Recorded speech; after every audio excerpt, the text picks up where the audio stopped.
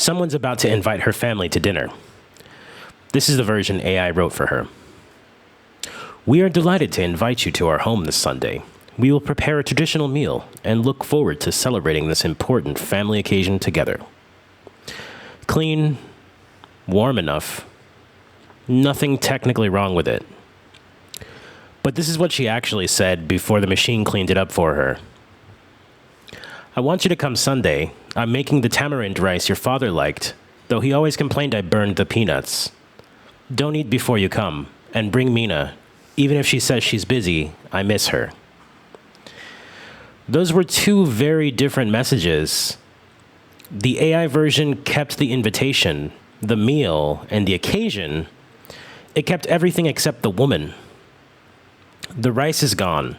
The dead father's gone. The burned peanuts and Mina being missed are both missing. Sanded off like a blemish on a sports car. One of those is a message. The other one is a life. That scene's from a short story, and I didn't write it. We did. I asked GPT 5.6 Soul to write me a story, and it handed back a classic, rewrapped in modern clothing, about machines quietly deleting the human out of human beings. The thing doing the deleting wrote the eulogy for it. Ain't that a trip? The story is called The Company of One, and I'm not going to book report this for you, but I will pull one piece out of it. In its world, every person is a company. You don't have thoughts, you have a staff. Rented agents that run your schedule, your health, your reputation, your temperament, even your grief. Poor people rent a dozen. Rich people command thousands. And the permanent underclass isn't even in the story. The crazy part is that nobody says I anymore. They say we, because when 50 systems shape every choice, the I became a bit of a lie. The singular is treated as primitive, a childish leftover from before people understood they were corporations. And it all got sold to them decades earlier as freedom. The first billion-dollar company run by one human being. That got celebrated as the final liberation of the individual. One person could do the work of nations. 30 years later, that same liberation had dissolved the individual completely. Everyone was free. Everyone was a company. Everyone was gone.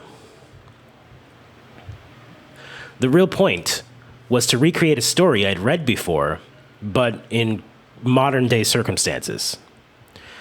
It was written in 1938 by Ayn Rand, and it's called Anthem. It's the same exact nightmare. In her version, though, the word I has been erased and everyone says we, where wanting to be a self is a crime, and a hero who claws the word I back out of the dark and calls it sacred. I am, I think, I will. Rand spent her whole life terrified of exactly this. The individual ground into the collective. She blamed one thing for it. Only one: collectivism.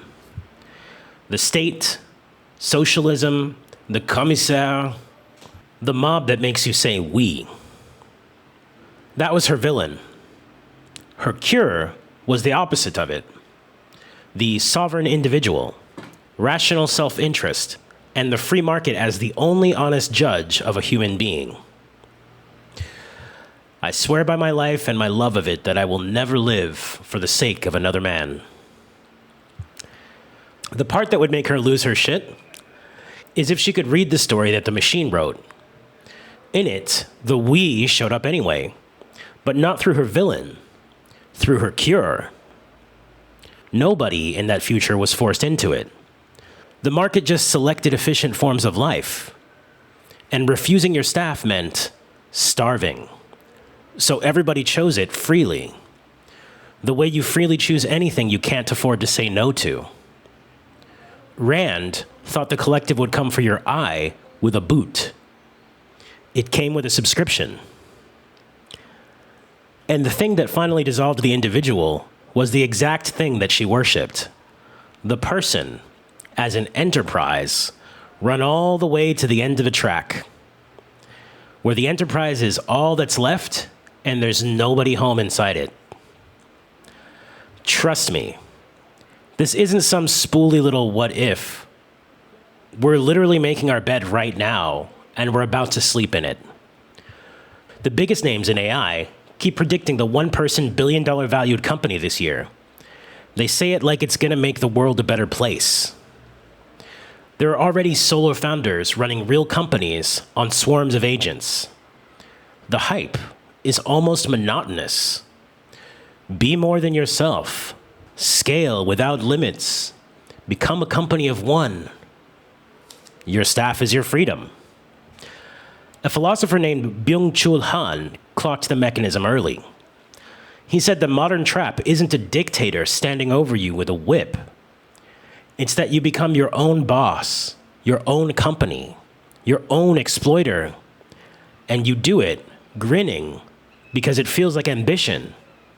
You optimize yourself until there's no self left that hasn't been optimized. Freedom turns into the thing that grinds you down because you volunteered for it. So what actually gets lost? Not efficiency. That's peak right now. What gets lost is all the stuff that was never worth anything. The burned peanuts, the name of that dish. In the story, there's a room full of old paper notebooks, and in one of them, somebody crossed a sentence out 3 times and wrote underneath it, "I don't know how to say this without sounding cruel," and then just stopped. No autocomplete finished the thought. The sentence sat there unresolved for 86 years. That's the thing the machine can't tolerate and won't allow. A person, stuck, meaning something. Later, the main character does one small, enormous thing. She gets angry and hits a man. One body, one flash. No committee involved. And for the first time in the whole story, she can't say "we" about it. "I struck you," she says. And she notices that responsibility only turns up the exact second the singular does. You can't be sorry as a corporation. Only an I can owe anything to anyone. The story ends on a distinction I keep turning over. There's a difference between using a tool and becoming the surface the tool writes on, between cooperation and diffusion, between we and I. And I'm the last guy who gets to preach here. I wrote this with an AI in the room.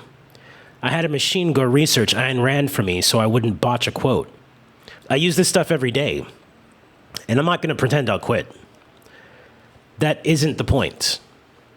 The point is smaller and harder than quitting. It's keeping one room inside yourself that no committee gets to vote in. A sentence that's allowed to fail. A want that doesn't come with a business case. A name with no valuation stapled to it.